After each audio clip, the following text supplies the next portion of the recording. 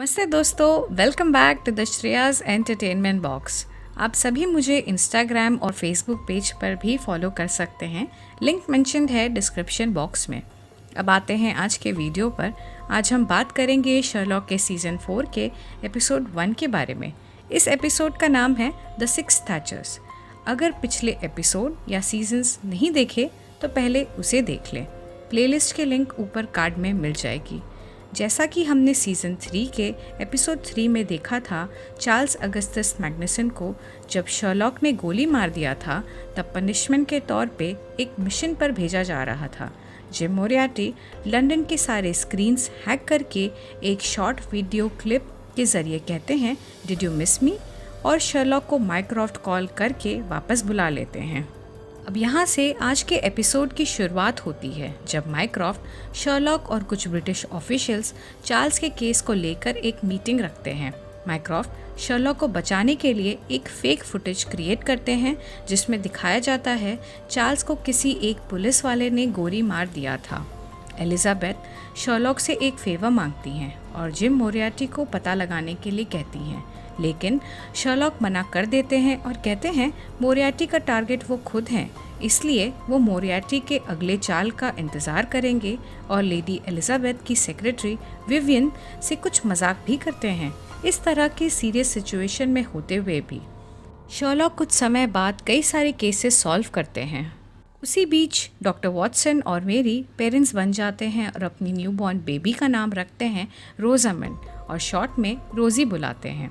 एक दिन लेस्ट्राड शर्लॉक से एक केस को लेकर मदद मांगने आते हैं। वो बताते हैं कि डेविड नाम के कैबिनेट मिनिस्टर के 58 बर्थडे पर उनका बेटा चार्ली वीडियो कॉल करता है, लेकिन कुछ ही देर में स्क्रीन ब्लर हो जाता है और चार्ली अपने पिता से कहता है बाहर कार के बोनट पर लगे हुए पावर रेंजर टॉय का फ़ोटो खींचकर उसे भेज देने के लिए, और डेविड वैसा ही करते हैं और तब तक फ़ोन कट हो जाता है।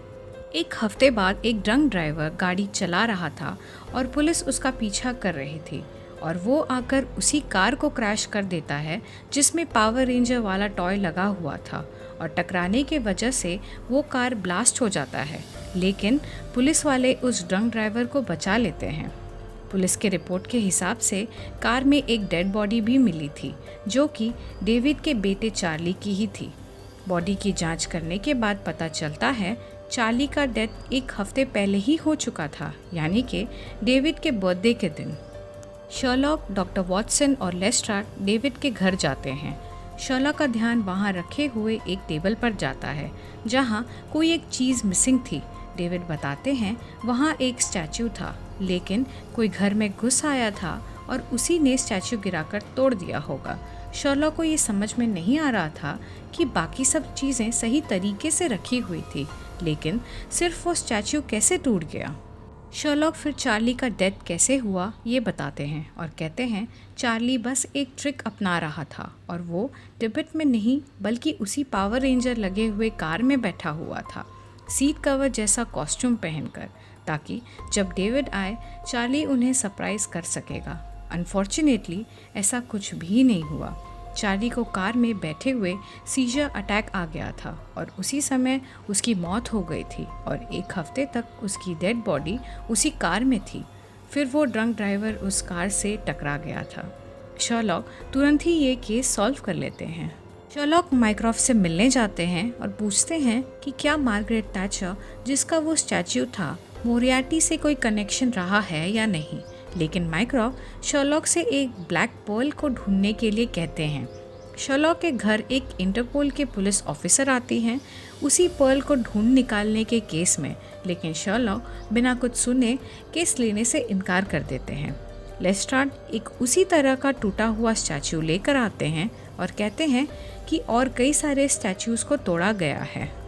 शर्लॉक डॉक्टर वॉटसन को लेकर एक टोबी नाम के हैकर के पास जाते हैं। वो बताता है कि वो स्टैचू बहुत ही स्पेशल है, इसलिए अभी तक सिर्फ 6 लोगों के पास ही वो स्टैचू है और उनमें से 5 को ऑलरेडी तोड़ दिया गया है और एक आखिरी स्टैचू जैक स्टैनफोर्ड नाम के एक आदमी के पास है। शर्लॉक जैक के घर पहुंच जाते हैं और वहां एक लड़का आता है जो उस स्टैचू को लेकर जाने ही वाला था। तब शर्लॉक उसके सामने आ जाते हैं और दोनों में बहुत देर तक हाथापाई भी हो जाती है।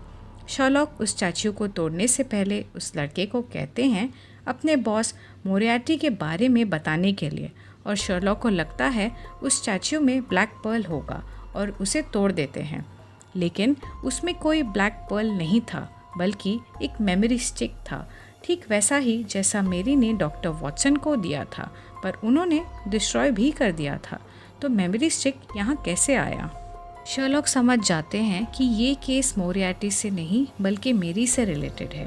वो लड़का शर्लॉक से कहता है कि वो मेरी को मार देगा, मेरी ने उसे धोखा दिया था, और शर्लॉक पर गन पॉइंट कर देता है और बिना मेमोरी स्टिक लिए वहाँ से भाग जाता है।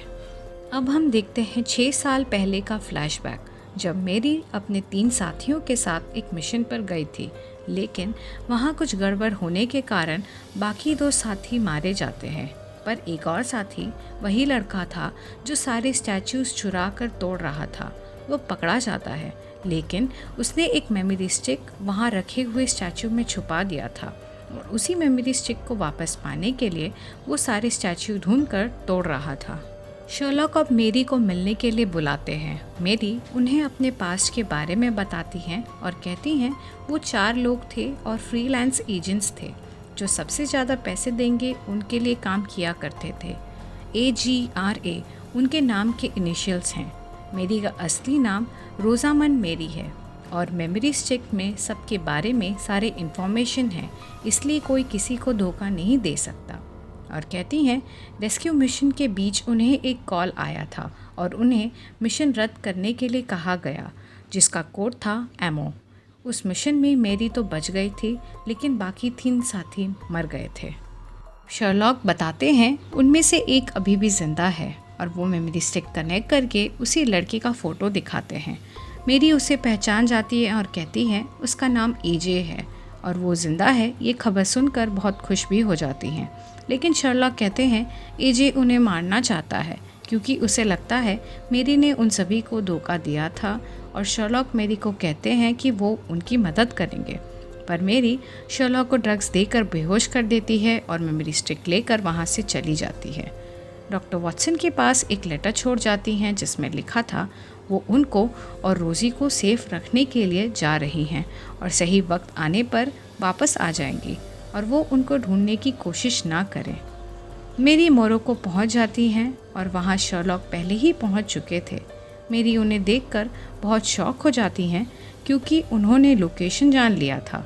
मेरी पूछती हैं वो उन तक कैसे पहुंच पाए। तब शर्लॉक बताते हैं मेमोरी स्टिक में एक ट्रैकर लगा हुआ था और ये आइडिया डॉक्टर वॉटसन का था, और वो भी वहाँ मौजूद थे जो मेरी से काफ़ी नाराज़ थे। पर कुछ ही देर में AJ भी वहाँ पहुँच जाता है। AJ मेरी को मारना चाहता था, पर मेरी कहती है मैंने किसी को भी धोखा नहीं दिया। AJ कहता है उसे 6 साल से बंदी बनाकर टॉर्चर किया गया। शर्लॉक AJ से पूछते हैं कि उसे ऐसा क्यों लगता है कि मेरी ने उसे धोखा दिया था। AJ कहता है जब वो लोग उसे टॉर्चर कर रहे थे तब उन्होंने उन लोगों को बोलते हुए सुना था कि वो एक इंग्लिश वुमन थी, पर नाम नहीं लिया। AJ को लग रहा था कि वो मेरी के बारे में ही बात कर रहे थे, और उन्होंने एक कोड बोला था एमओ। AJ मेरी पर गन पॉइंट किए हुए थे, और तब तक वहाँ पुलिस आकर उसे गोली मार देती है।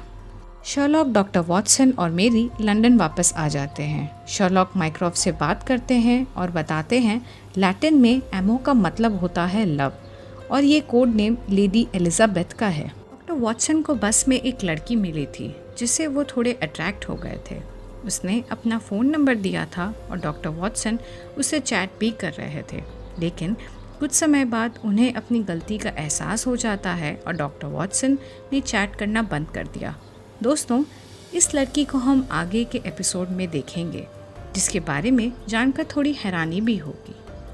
माइक्रॉफ्ट अब लेडी एलिजाबेथ को बुलाकर पूछताछ करते हैं। एलिजाबेथ कहती हैं वो AGRA टीम को बस ऑर्डर करती थी, पर उन्होंने कोई कॉल नहीं किया था और ना ही कोई कोड नेम दिया था, और किसने मिशन रद्द करने का ऑर्डर दिया था वो उन्हें नहीं पता। शर्लॉक को समझ नहीं आ रहा था कि ऑर्डर किसने दिया होगा। तब उन्हें मेरी की कही हुई कुछ बातें याद आती है। शर्लॉक तुरंत लंदन एक्वेरियम की तरफ भागते हैं और डॉक्टर वॉटसन और मेरी को भी मैसेज करके वहाँ बुला लेते हैं। वहाँ जाने के बाद शर्लॉक को विवियन मिलती हैं, जो कि लेडी एलिजाबेथ की सेक्रेटरी हैं। विवियन अपने काम के लिए AGRA टीम को इस्तेमाल कर रही थी और ब्रिटिश एम्बेसडर को मरवाना चाहती थी, क्योंकि उन्हें पता चल गया था कि विवियन उनके सीक्रेट सेल कर रही थी। विवियन ने एमओ कोड नेम एक टेररिस्ट ग्रुप को भेज दिया था और मेरी को कॉल करके मिशन रद्द करने को कहा था।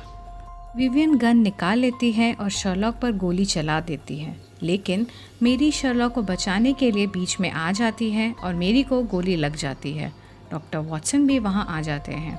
मेरी मरने से पहले डॉक्टर वॉटसन से रोज़ी का ख्याल रखने को कहती हैं और शर्लॉक से कहती हैं वो उन्हें कितना पसंद करती हैं, और मेरी की मौत हो जाती है। डॉक्टर वॉटसन बहुत ही ज़्यादा गुस्से में थे क्योंकि शर्लॉक ने उन तीनों को प्रोटेक्ट करने का वादा किया था। पुलिस विवियन को अरेस्ट कर लेती है। शर्लॉक एक थेरेपिस्ट के पास जाते हैं पर कुछ बोल नहीं पाते क्योंकि वो शॉक में थे। शर्लॉक और मिसेस हडसन घर पर मेरी के गुजर जाने की बात कर रहे थे और दोनों बहुत ही उदास थे। शर्लॉक फिर कुछ नए केसेस ढूंढने की कोशिश करते हैं, तब उन्हें एक CD मिलता है जिस पर लिखा हुआ था मिस मी। शर्लॉक को लगता है ये मोरियार्टी ने भेजा होगा, लेकिन उसमें मेरी का रिकॉर्डेड वीडियो मैसेज था।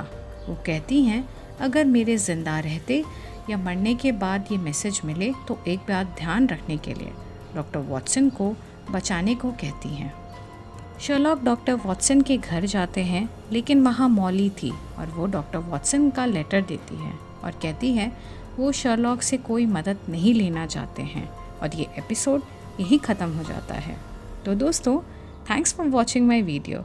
हम जल्द मिलेंगे सीज़न के अगले एपिसोड के साथ। तब तक के लिए stay tune and don't forget to like, subscribe and share. Bye bye.